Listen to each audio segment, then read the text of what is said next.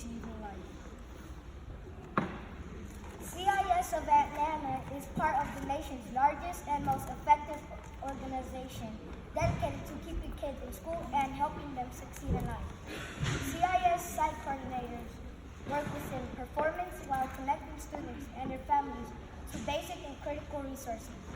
During the current academic year, CIS of Atlanta has programs at 15 schools with the city of Atlanta, Fulton County, Clayton County, and DeKalb County public school systems.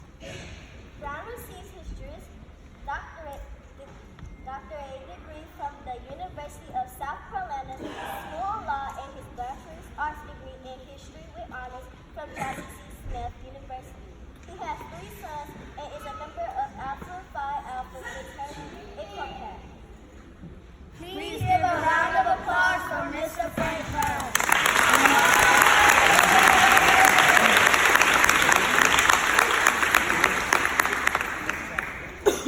Good morning. How are y'all? Everybody good? I want to start off by thanking God for us being here today. I don't know if you knew we lost a child over at Creekside the day after graduation in a tragic car accident. So I want to start off with my heart is heavy. Love on these babies. You don't know. And that loss really resonated with me. I want to first thank God. And secondly, I want to get all of the parents to please stand up. Grandparents, uncles,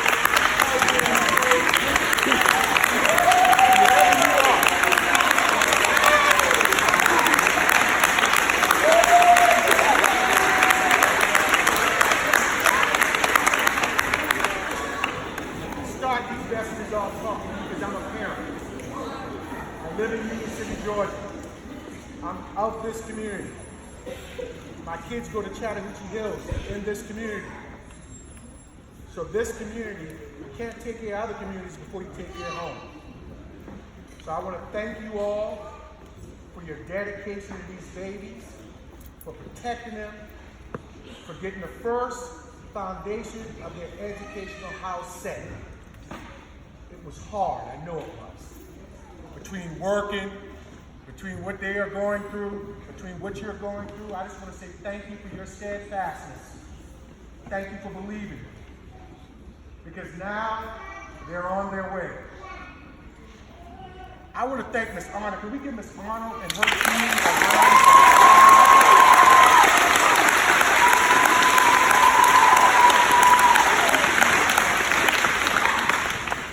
It's very easy to get up here with a title, but it's hard to lead. Leading is a very lonely job. I know what she goes through. She probably thinks about these babies as much as she thinks about her own. She probably doesn't sleep. She thinks about this 7 days a week. I want to thank her, her leadership team, and listen, all the teachers, please stand up.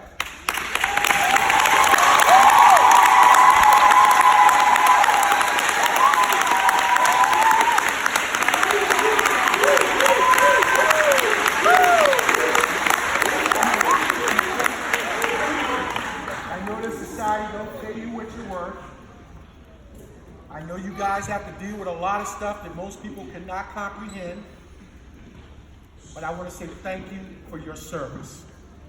You're some of the most important people in America because you start our babies off in their educational foundation. If they can't read here, they won't be able to read in third and middle school or high school. So what happens here is directly in your hand, and I want to personally stand up and say thank you for your dedication and your service to these babies and helping educate them. That deserves another round of applause.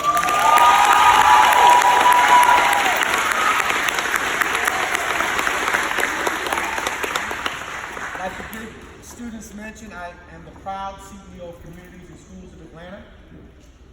This organization started here in Atlanta and now is over in 25 states, including the District of Columbia. Collectively, every day, this network serves about 1.5 million kids and raises about $200 million collectively.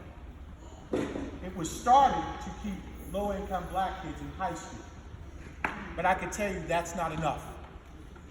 Atlanta is now the epicenter of income inequality in the country. That means the poor have gotten extremely more poor, and the rich have gotten extremely more richer. I have a problem with that because the city and a lot of these counties have been led by people of color. And I ask, how can this be? In 2019, that 75% of the kids, African American kids in Atlanta, are in poverty.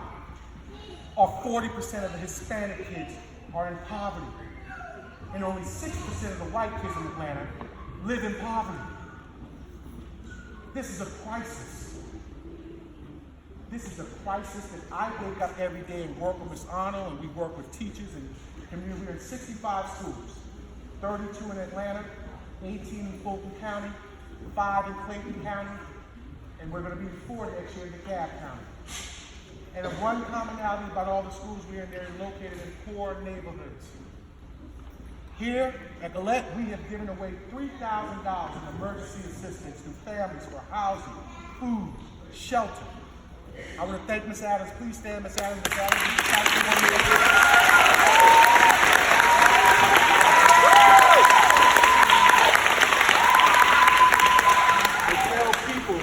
I might have the title, but her and her colleagues are the most valuable asset we have.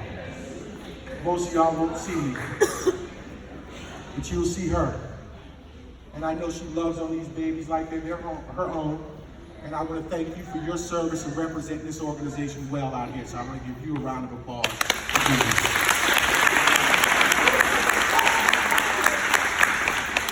Like I was saying, despite these negative statistics, we're committed to the fight to close the educational gap in South Fulton. Everybody in this room knows that there's a perception that there's nothing good going on down here. These babies are examples of that's not true. They're examples of that's not true. But it's imperative for us to make sure that the next level of their house, the middle school experience, is built out right. If these babies can't add and subtract by 8th grade, statistics show that they will never be able to handle master algebra and geometry at the next level in high school. So what happened here was great, but I would argue what happens at the next building stage is equally important. We know that 70% of the people in Georgia's prison system have one thing in common. They're all high school dropouts. We know that kids of color who are faced with poverty have effects on their brains and their emotional stability.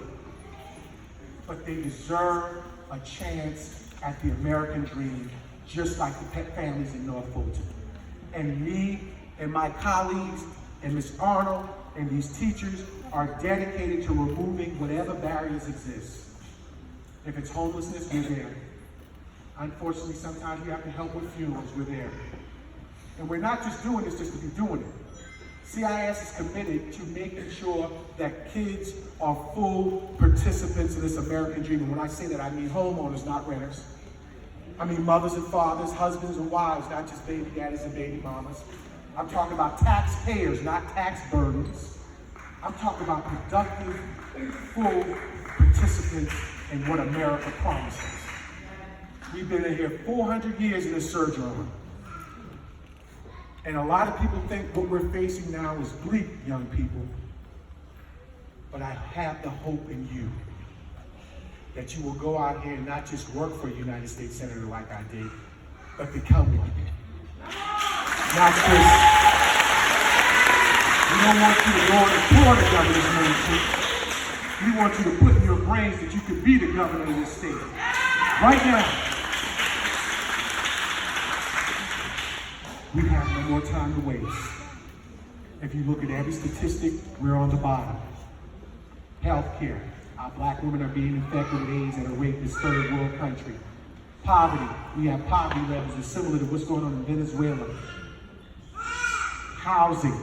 We have transient rates that are just unsustainable, where 60% of the kids who start in August might not be there in the end of the school year, which makes her life and these teachers' lives incredibly more hard. We are all in this together. And I put my hope and my faith in these babies to make sure that the next 100 years for people of color is better than this one. To make sure that you go out of here and understand that your education will be your gateway out of poverty and out of despair, and you should have a baseline that you want to provide more for your children than you have. That's what I wake up with. I know that's what these adults wake up with every day. All of us want our children to have more than we have. And the best way for us to do that is to dial into their educational development.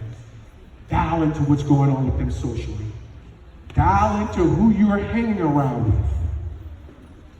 My question and my challenge to these beautiful babies is when you're going to be challenged in this life, you're going to fail. You're going to fall down. You're going to scrape your knee. That's called life. But I promise you, if you keep your faith in God, if you listen to these good people who have poured everything they have into you, and you make critical decisions under duress, you will have a chance at this American dream. We want you to either go on to college, to go into technical school, to go to the military, or by God, start your own business.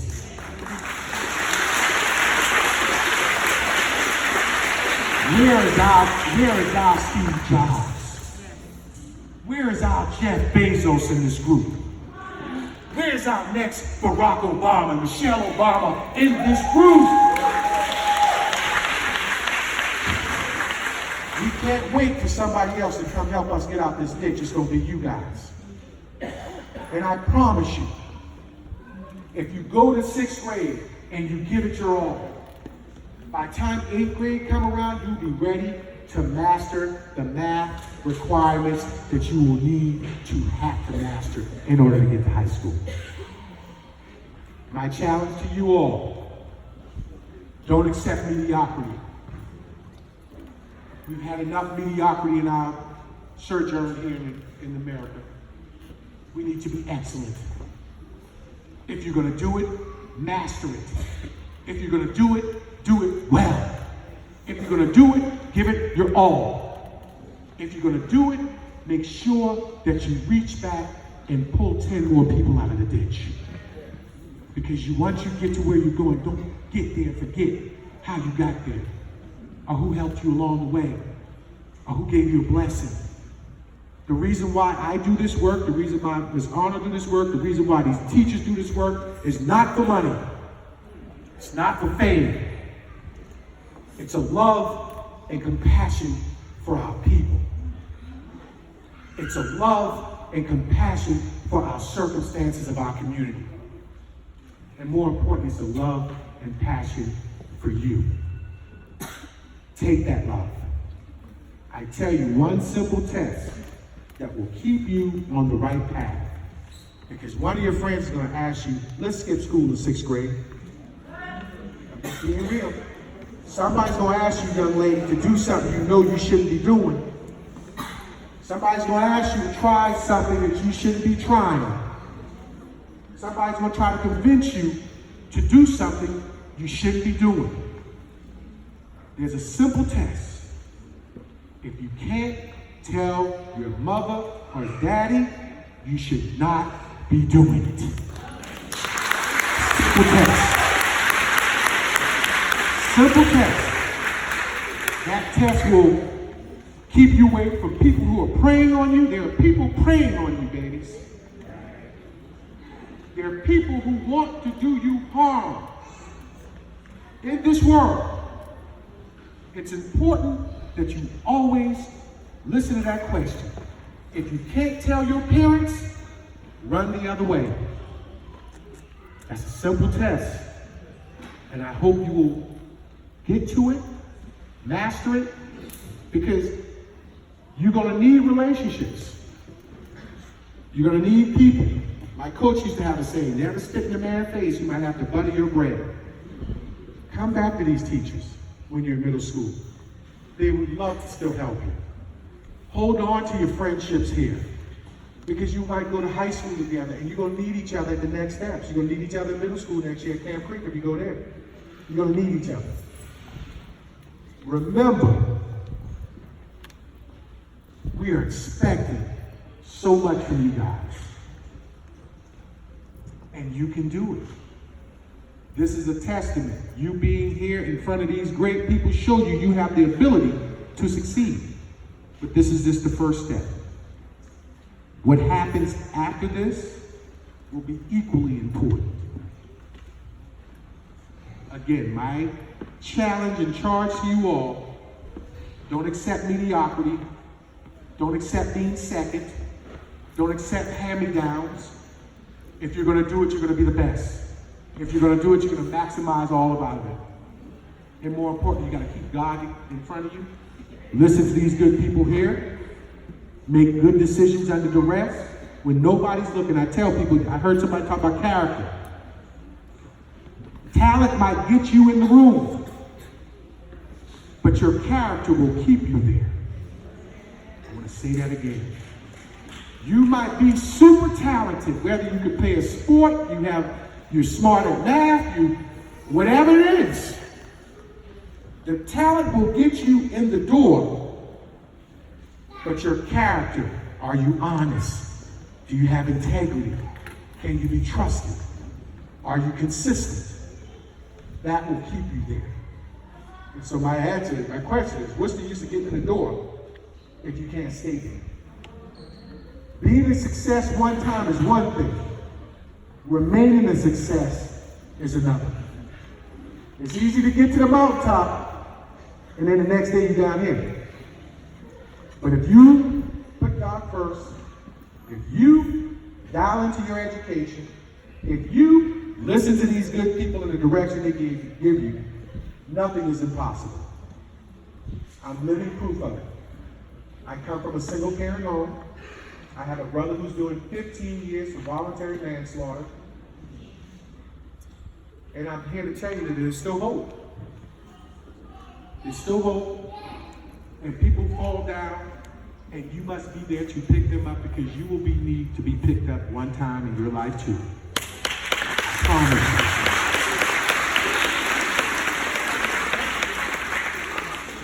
I want to say to you all, this organization is here for you when you need us. We will probably be at the middle school you go to.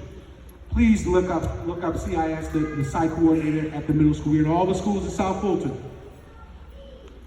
We're here to make sure that they get to college, to technical school, the military, or by God, start their own business.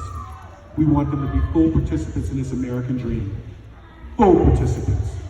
We want them to get everything out of it that their colleagues in North Fulton and in Buckhead and in all the places that people call out just because they got money.